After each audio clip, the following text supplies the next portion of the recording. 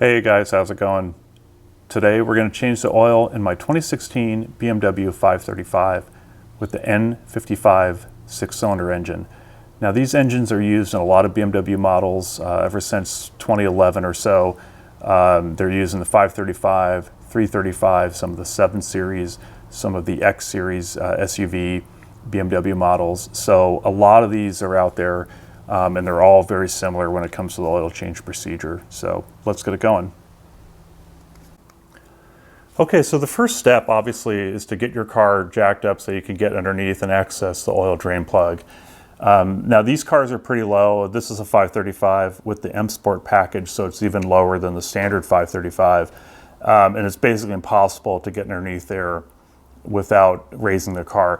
I see some people use jack stands. I personally don't like to get underneath the car when it only has jack stands. I like to use ramps, and in this case I'm using race ramps. These are like solid plastic, which is really nice. They have a long surface to drive on, so there's no chance of scraping the spoiler in the front or anything like that. And then it is very secure. One thing I'll say about this ramp, and I'll zoom in so you can see it. There of course is a chock in the front to stop the vehicle from rolling over the front of it. But what I've noticed is if you pull any farther forward than I am now, the back of the ramp actually will pick up and the whole ramp will like tilt forward. So that is not ideal. That's not a very safe way to go, because you can imagine the car, dumping over in front and then having the ramp kick out or something like that. So I like to go up and then I back off a little bit to make absolutely certain that my tire is, not too close to that edge. So just an FYI. But these ramps are nice because there's no chance of corrosion. They're made of plastic, so it's not like it's going to rust or fall apart at some point. So, it's up to you. But I like to obviously be safe working in the car. I don't want this car coming down on me. That would be catastrophic. So, use your discretion, but definitely be safe when you're underneath there. Okay, so tools for the job that you need today, a 17 millimeter wrench or socket for the drain plug. I'm using a Hanks filter. I think it's the same as Mon or Man, which comes on the car from the factory, but this seems like it's pretty good quality. It does have all the pieces you need. It's got the O-ring for the housing. It's got the copper washer for the drain plug, and it has this other small O-ring for the oil filter cap. I'm using this tool. This is from Motive Tools for the oil filter cap. I see some people that, they use like channel lock pliers, or they use their hands to unscrew it. I think it's just better to use the tool. You don't have any chance of cracking that cap and having an oil leak or anything like that. And then I'm using original BMW oil. My car's still under warranty, so I'm using the oil that they recommend, which is a 030. Okay, so the first step that BMW says to do is to loosen the oil filter cap, and that'll allow the oil that's sitting in that housing to drain down into the pan before you do the drain plug. I don't think it matters. The order isn't going to matter, but that's what they say to do. So we'll grab our tool, put that over. And then I like to put a rag just behind this so I don't drip any oil onto the alternator. It's down here. And then we'll loosen this up slowly. It shouldn't be very tight.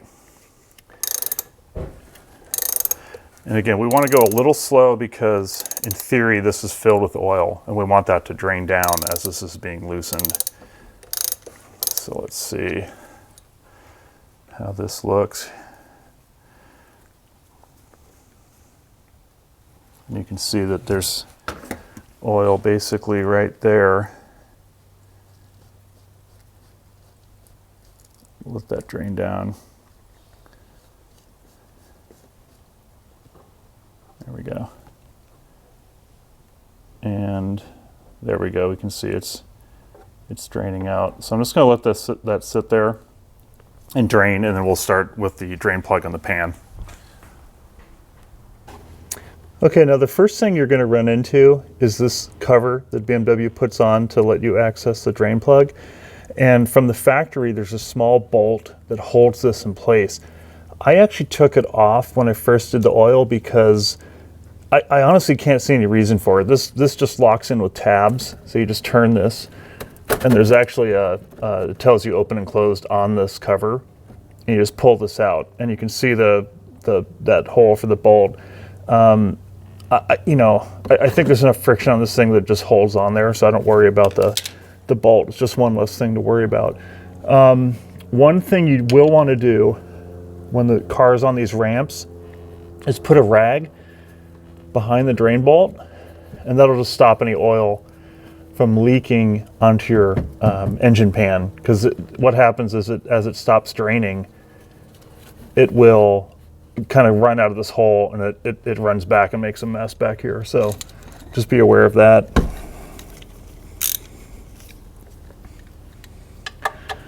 And then this is a 17, just, you just don't want to strip this bolt. I think the bolt is aluminum.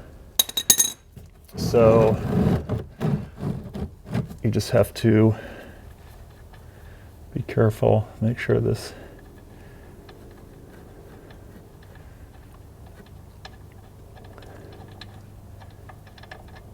Okay, there we go. And the other thing I want to make sure is that the old washer came off. So it's a copper washer. I just want to make sure that that came off with the bolt, which it did, and it's not stuck to the pan there. So we'll let this drain out, and we're also letting our oil filter housing drain from before. Okay, so now that the oil filter cap was off, I went ahead and pulled it off the car. I got the old filter. I'm just going to get rid of that now. So that's out of the way. And then I'm going to use this tool. I guess I should have gone through in the tools of what you need. I like to use this pick and just pull this O-ring out carefully. And I want to scratch this housing, but I'm just pulling that off. And the same thing with the small one. I'm just going to get this.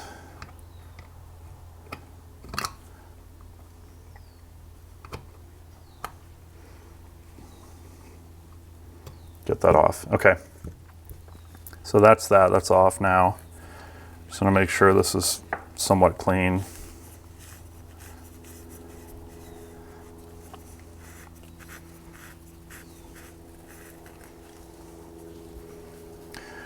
I'm going to discard these old O-rings, get rid of those so I don't mix that up. That groove actually is kind of dirty, which surprises me because it should be pretty sealed. Anyway, okay. I'm going to take my new package, open this up, this out. I want to also kind of keep my hands clean, which I know sometimes is hard to do, but I just don't want any grit to get on these O-rings, especially the one that's going into the engine here. And then I'm going to take new oil. What I do is I just put a little bit on the cap.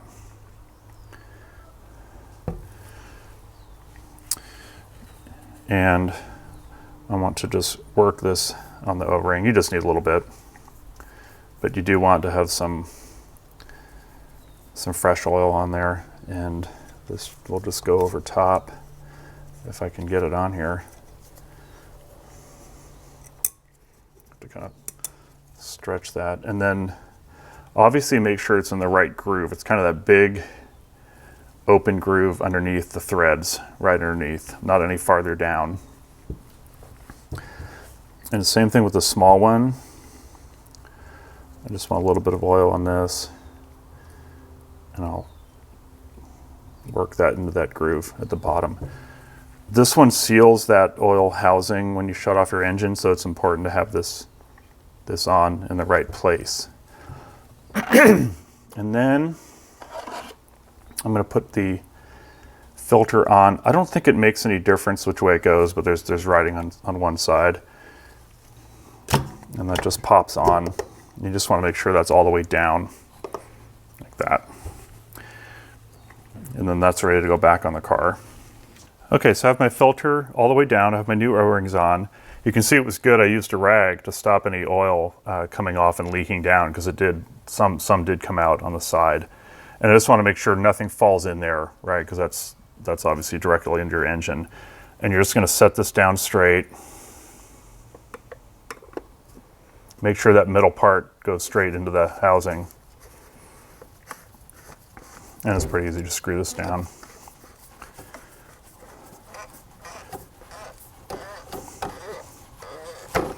And then I'll use my tool. I don't use a torque wrench on here. There's a torque spec printed on the cap, but I just tighten this down snugly. The sealing surface is on the side. Remember the O-ring we put on. It's not on the top. It's not like this screws down and seals from up above. It's actually sealed around the sides with that O-ring. So screwing it down only keeps it from loosening. It doesn't really have anything to do with the sealing.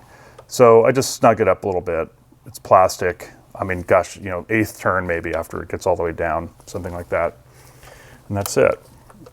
Sometimes this tool can fight you, so you kind of have to jiggle it to get it off. And that, we now have a new filter in there. What I'll do, I'll just make sure there's no oil that fell off, or got down there, I should say.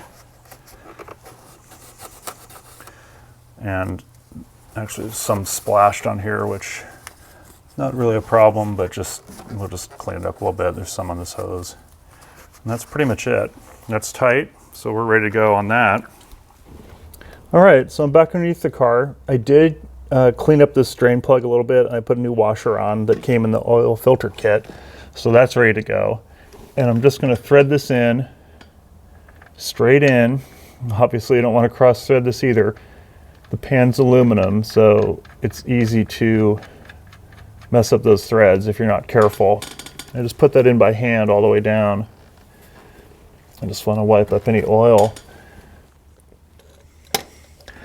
Okay, so I have my drain plug threaded in by hand. The torque spec on this is 25 Newton meters, which is about 18 foot-pounds. I'm going to go ahead and use my torque wrench because this pan's aluminum, and I just don't want to take any chances on having that strip. And it's easy enough since I'm here to tighten this up. Get this started.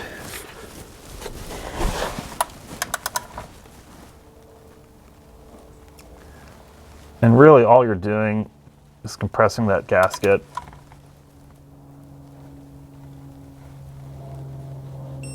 That's it. 18 foot-pounds. So that's tight now. I'm gonna pull out the rag that we had before. And again, that just stops any oil from leaking onto your engine cover.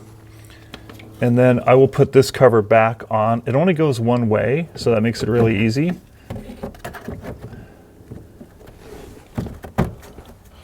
And again, it's got open and close on it. So you just turn this over about a quarter turn, and that's now tight. So there's really no chance of this coming off. I mean, it's on there pretty good. And even if it did, you know, it's just a plastic cover. It's not a big deal. So everything's buttoned up down here. We have our filter on. It's time to put the oil in the engine now. Okay, so we've got our drain plug in. We've got our oil filter in with the new O-ring. That's done. And now we add the oil. So obviously take off your cap.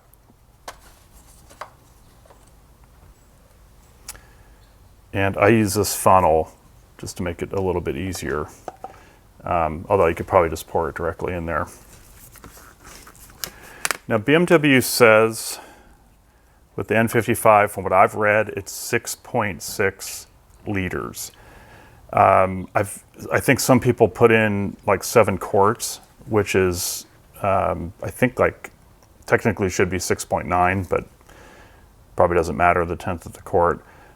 I'm gonna go ahead and put in 6.5 to 6.6 liters, because this is a liter container, just to keep with what BMW recommends. So I'll put all 6 in, and then I'll put the other half in, and we'll be done.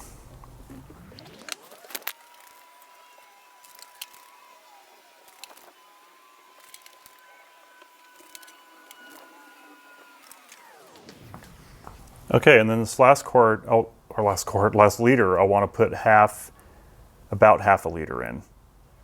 So half a liter, of course, is 500 milliliters. That's what's nice about the metric system. So pretty easy just to measure that on the side of this can. And that is pretty much it, 500. So that's that. I'll let that drain down a little bit, put the cap back on, and we're pretty much done.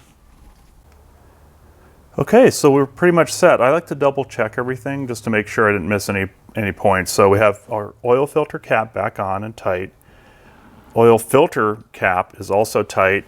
I don't have any leaks, and I've wiped up any spilled oil. So I don't have any issues with, oil going down to my alternator or my radiator hose. And there's no way to double check the oil level on a BMW before you start the engine, which I don't like that, because the oil level sensor in iDrive requires the engine to be running and also be at operating temperature. So you could in theory start your engine with no oil, and the only indication is the oil pressure light. You don't have any way to measure the level. So I don't like that personally, but it's the way it is. That's why I like to lay out all the cans of oil ahead of time so that I know what I'm dealing with and I know I have the right quantities.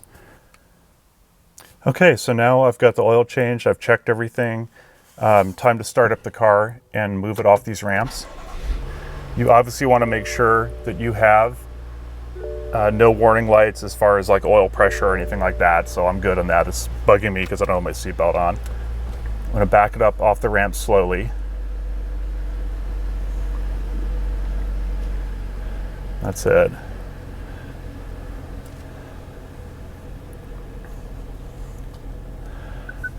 And then I'm not using the service intervals that BMW wants, which is like 10,000 miles. I do it a lot more often. I do it about 5,000 to 6,000.